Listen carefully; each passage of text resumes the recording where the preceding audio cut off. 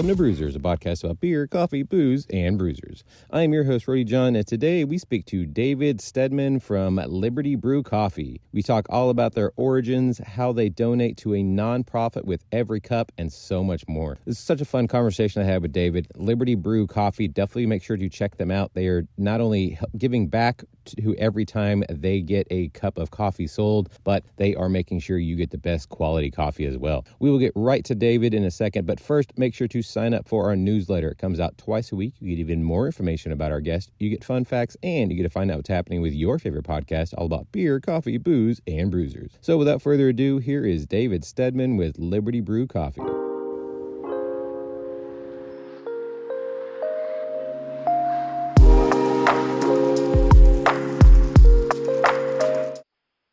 I would like to welcome the show David Steadman with Liberty Brew. How are you doing today? I'm doing well. How about yourself? Doing well. So I guess let's go all the way back in time. What is your earliest memory of coffee? So my earliest memory of coffee would be probably when I was in the Marine Corps. We would have a lot of coffee out in the field, or again, just on different type of deployments. So I would say that's sort of where my early stages of enjoying coffee or having coffee. That's a different kind of coffee for sure, but still coffee nonetheless.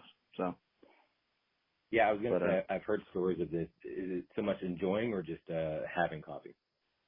It's just pretty much having coffee. Like if you're, I just remember I was up on a retrans site. It was colder than cold. And of course in MREs, they would have this little coffee packet. And of course, I don't even know what it was, but it was just said coffee on it. So it was the best. You mixed it with very hot water. It was just something to look forward to when you're up there, just making sure things are working and not too many folks around. Right. Well, first off, thank you for your service. And I imagine that coffee obviously is going to be completely different from what you guys are doing. When did you finally have coffee that you really could enjoy and not just something that was just a sustainability situation? Right. Yeah. So I would say it was when I went to Spain was really when I had like a coffee that was really good. And I was like, what is going on here? So that's sort of what was my first take of, again, being in the coffee space, right? I've enjoyed different types of coffee. And then when we moved down here to South Carolina, I was looking for a coffee shop that had sort of what I was looking for. Again, something smooth, something real. A good brand, and I just wasn't finding it because most coffees that I have are too acidic, and it causes my acid reflux to go about. So I was like, I just need something smooth, and again I searched around, and then lo and behold, I was like, you know what, a mission of again giving back to the community and figuring that out. So I was like, why not combine the two? No, I love that. Yeah, I mean, go further into that. How did Liberty Brew Coffee begin? Yeah, so I mean, Liberty. It was sort of again like the story what I just told you is around really looking at the community, seeing that we have other coffee shops, of course, or other coffee places, name brand places. You know, the big sort of places that everyone's aware of, right? I just was like, hey, just had discussion with my wife to say, hey, what's your thought on this? And again, we were just looking at ways to, one, be able to give back to the community and sort of that mission, and then also serving some fantastic coffee blends and providing these coffee blends. And from there, I set out to look for a local coffee roaster that was in the business for a long time. And I tried many. And then when I came across this gentleman, He's just a little micro roaster. And I was sold. I mean, it was phenomenal coffee, and we struck a deal. And from there, then that's when it all sort of began. The motions began of, hey, we got this coffee. All right, we got to have a storefront. Okay, we got to have a place, and then here we are. So now we're the vision really started. Again, I would say a year ago is when we signed our lease to the building, right, that we're in right now. And then 6 months prior to that was sort of all the planning and combing the South Carolina Valley for a micro roaster that got what we were trying to do and also got like the type of coffee that we were looking for, from El Salvador to, again, some specialty blends. And again, just a good partnership all in all. Very nice. Yeah, tell us more about this coffee roaster. Let people know who he is. Yeah, so the coffee roaster that we currently use, that we have, that does our in-house roasting, that's Turtle Creek Coffee Roasters. Some great. Again, he's a small coffee roaster, but his coffee is phenomenal. So, and he just makes again, no qualms. He's not looking to. He's been in the business for I would say over multiple decades, right? He goes around and tastes different coffee, but his blends are definitely one that you'll walk away and be like, oh, that's a coffee. That's a real coffee. So. I mean, go into more of what your the blends you guys have, because y'all have everything from ground to whole bean to K-Cup to cold brew. So we have our cold brew, which we just recently launched what we call Liberty Gold Cold Brew. That is a Sumatra cold brew, and again, that comes from Indonesia coffees. Again, that are really rich, right? As some folks call it, the heaviest coffee because it's really hearty. So that is our cold brew, and of course it has a little bit of spice in there. Of course, it wouldn't be Indonesian if it didn't have a little hint of spice in there. But that is Liberty Gold Cold Brew, Sumatra, and we sell it online as a 2-pack, 16 ounce. And the reason why we chose Liberty Gold is because that cold brew is dedicated to the Gold Star families. So every bottle, 25% of that purchase that you make actually goes to Gold Star support groups locally here in South Carolina. So that's a great thing. From there, we have our house blend, and then we have El Salvador, and then we have our Colombia flavoring, and that's probably our most, it's my most favorite because it's, again, Colombia blend, and we call it the Semper Fi blend, right? So we've named our coffees after the branches of service, like El Salvador, right? We have our Hua blend. We have our again, we try to keep it simple. We don't want 700 different types of coffee. We want, again, a good selection of coffees, but nothing too crazy where we're trying to chase around what kind of blends do we have, and just keep it super simple, because sometimes simple is a whole lot easier.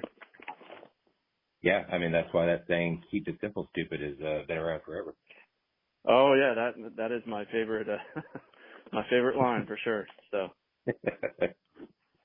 yeah, I mean, there's so many people that just try to complicate things, and they try to fit too many.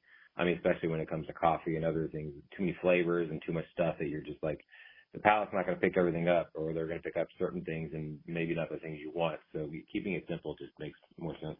Right. Yeah, I agree with you. Just like folks ask, like, what is our house blend made of? And it's like, it's a combination of multiple different blends or types of coffees. And when you try it, you'll have like, you would say, again, I think the general, it would be like nutty tones. It's not citrusy, but more nutty. So again, it's a good little house blend if you're looking for something super simple, a little bit above the other type of coffee that you can get off the store. but you'll still have a nice, smooth coffee. So, which is really good, and that's probably one of our best sellers, only because it's super simple and easy. Our folks that like a little medium type blend, that's a El Salvador blend. That's sort of in the medium space, and of course the Colombia blend is sort of in the middle, right next to the El Salvador blend. Super crisp and clean. So, so I agree. Keep it super simple. Enjoy the flavor that comes out of the coffee, right? I feel you shouldn't have to add cream or sugar in a coffee to enjoy the coffee. So that's sort of what I look at. Okay, does it taste like coffee? Does it have a good tone to it? And yeah, just keep it super simple and easy, right? No bashing on the cream and sugar, folks, but I used to use cream and sugar. My wife's like, hey, we need another bag of sugar, and that was like a week later. But I cut out sugar, and again, it was probably a good thing. And then just have plain regular coffee, and you'll be amazed, like the difference in taste that you have. So.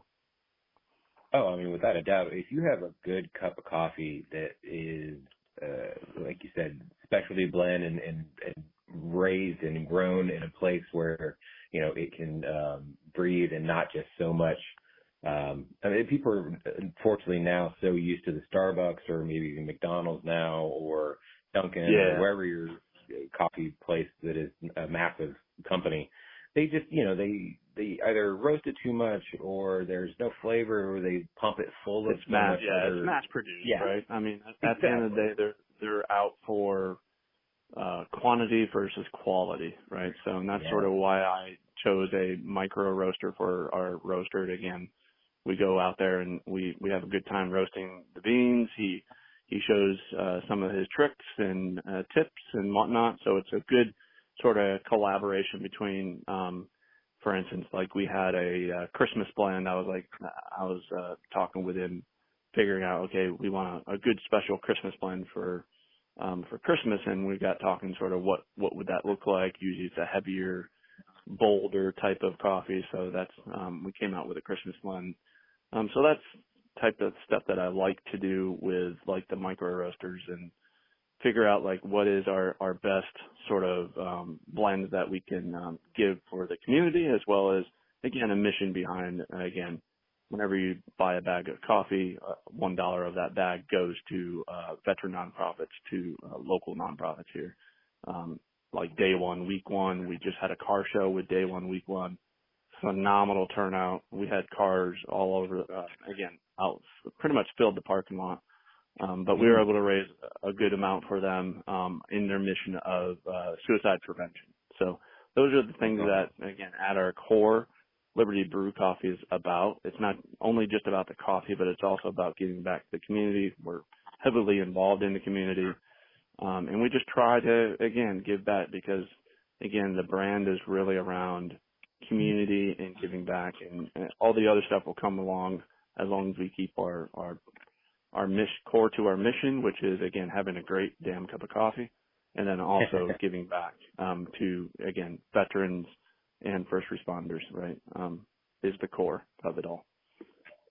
No, I love that so much that you guys do that. And, obviously giving back to the community, it's not just providing an amazing cup of coffee that, like you said, they don't need cream or sugar for, but it's also giving back. And, there's so many wonderful charities out there and foundations that, people may not even know of. So can you touch on some of you already touched on a couple of the ones that you guys deal with, but can you touch on some of the other nonprofits that you guys help out as well? Most definitely, yeah. So as we say, we like to stay local. So the one top of mind is Day One, Week One, which is they do suicide prevention. And again, they go and try to fix the root of the problem. They just don't say, hey, this guy needs counseling, but maybe the triggers that cause that type of thing, whether it's financial or whether it's, again, whatever it may be, they try to hone in on figuring out what it is and then providing a solution there, right? Whether it's paying off somebody's bills,